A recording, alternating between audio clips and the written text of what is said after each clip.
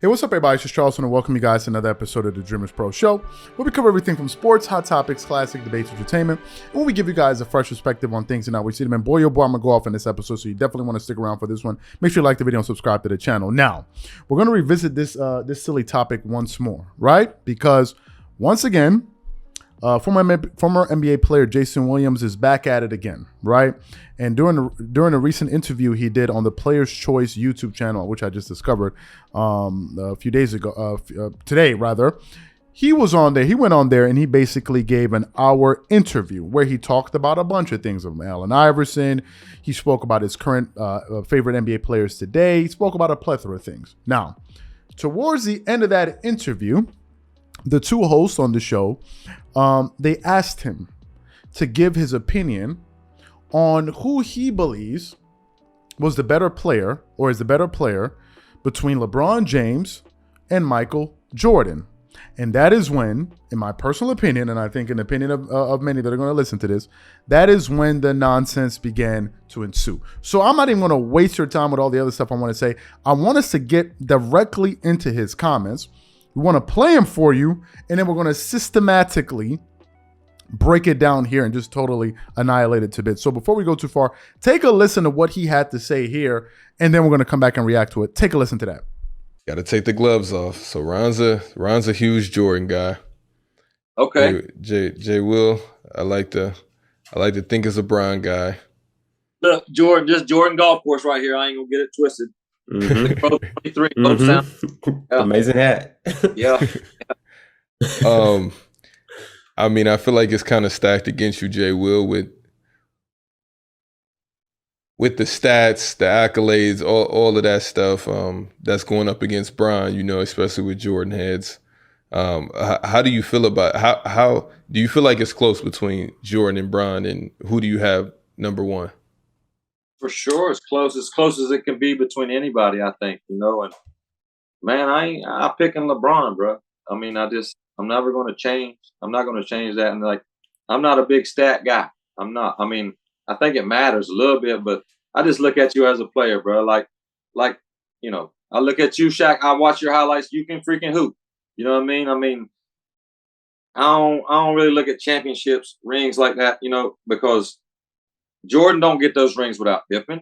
Pippen don't get the rings without Jordan. You know what I mean? Mm-hmm. So it takes a team, and I just think, personally, I think LeBron could do more as a basketball player, like handle the ball, pass the ball, you know, just like stuff like that. But that's not to say Jordan couldn't do some things better than LeBron could too. But I just think LeBron could do more things better.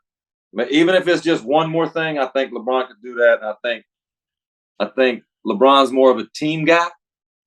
You know, Jordan, that doesn't say Jordan ain't gonna go out and get you a win for the team. He gonna get that win. But when push comes to shove, you know, Bron receives a lot of slack for not taking the last shot. That's what basketball is, and that's the way I look at basketball. Whereas Jordan, if he had 3 guys on him, yeah, he's gonna jump up and still score the ball. That's what Jordan does.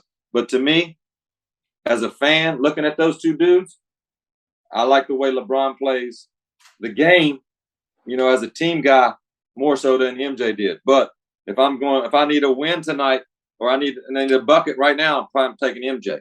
But as a player, I'm taking LeBron. So he started off by saying, for sure it's close, and that's where he lost me. If you're going to start off this argument by saying, for sure it's close, you lost me. You totally lost me. I'm going to say it again.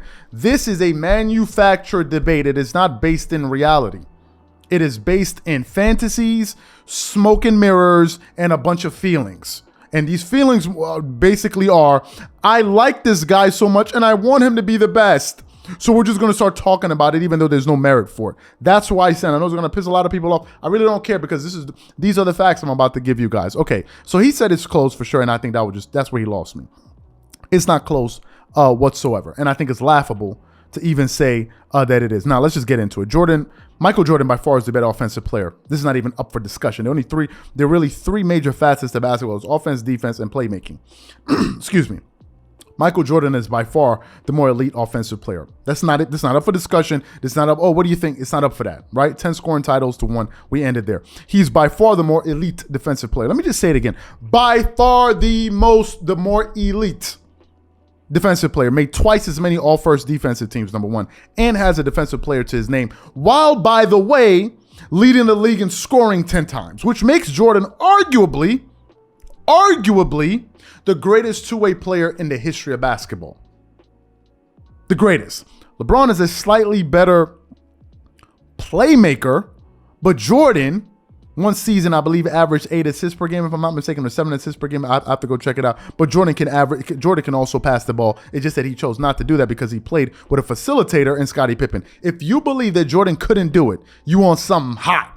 Because he could do it. Also, he's a more clutch NBA player. When people talk about clutch, he hit more game. These guys are talking about playoff game winners. Let's talk about career game winners. And by the way, Kobe hit 36.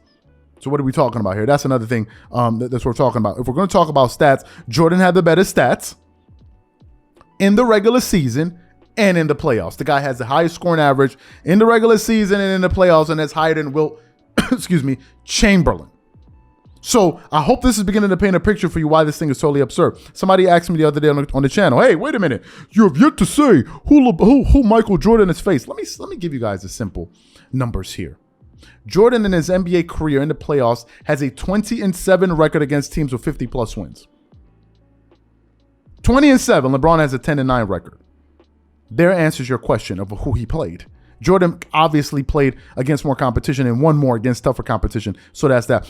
Jordan is by far the more popular player off the basketball court. It's not even up for discussion. This ain't up for debate. This is what shows social media without it. By far the more popular player. Jordan won 6 championships in only 12 years with the Chicago Bulls. Only 12 seasons with the Chicago Bulls. And LeBron has been playing in the NBA for 20 years. He only has 4. So Jordan won more in less time. Then he said he's not a big stats guy. Well, if you don't use stats, longevity stats, how else are you going to make an argument for LeBron James and Michael Jordan? This is the only hope these guys have left. So if you're not a stats guy, what do you have left? And then he went on to say this. Basically, from what I understood, from what he was saying, was this. He is basically picking LeBron James, what I was able to glean from his comments, basically because of his methodology.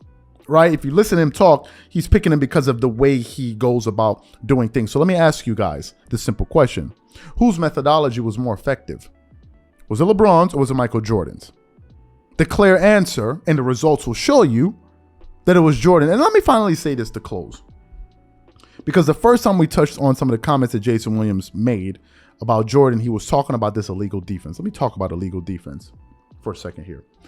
Excuse me. Just to give some of the audience a quick refresher about illegal defense. Illegal defense is essentially this. You have an offensive player, in this case it's to use Jordan, catches the ball on the elbow, right? Catches the ball on the elbow.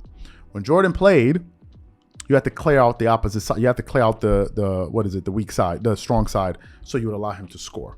In today's NBA, an offensive player can catch the ball, for example, and he can have a secondary defender, and he can have a secondary defender, or maybe another defender, close to the basket, another one on the perimeter. So if he beats the first guy, he's going to be able to now face the other guy. Whereas with illegal defense, you can play against that first guy. It's only after you beat that guy, then the defense is able to come over and help. Right? So he spoke about that. This illegal defense, blase, blase, blase, blase, blah. Now, I've given you guys a quick overview of the illegal defense. Now, why he brought up that point is beyond me. Let me tell you why it's irrelevant to bring up any illegal defense. First of all, Michael Jordan has 173 40-point games. That's an average of more than 10 40-point games a season for the years that he played in the NBA. An average of 10. There's some guys that don't even have 10 for their careers. So Michael Jordan has 173 40-point games. That's more than LeBron and Stephen Curry combined. Jordan was playing in an era where he had to go against hand checking. He had to go against traditional shot blockers where the spacing was always off, according to Draymond Green, if you listen to the recent comments that he made about the spacing. And in that era, Jordan averaged 37 points a game on twos. If Michael Jordan played in this NBA today, with the lack of hand checking, the lack of physical defense, the lack of traditional shot blockers, and with the advent of freedom of player movement, Jordan would easily average over 42 to 45 points per game. Why am I bringing this up? I'm bringing it up to say the illegal defense, you can have it, you cannot have it, whatever you want to say. This guy would have dominated in any era. Again, let me say this once more. There is no argument on God's earth that you can bring me to say that MJ isn't better than. There isn't one. Not one. And if you listen to these guys talk about it, debate about it, they don't have a single one. And again, for those of you that feel that, oh, we're going to watch this video and I'm getting ready to start responding to you, while you're responding, since y'all getting ready to write books and type this long grammar that you guys usually type in the comment section, while you're talking, please address the losing. How about we talk about the losing? Because if we're going to talk about the GOAT, you got to factor in losing. And the moment you factor in losing and being swept in finals and blah, blah, blah, blah, blah, blown out by record margins, you quickly realize how stupid of a debate this is. So we're waiting for you in the comment section. Whatever you guys have to say to this, leave it in the comment section. We catch you all on the next episode. Peace.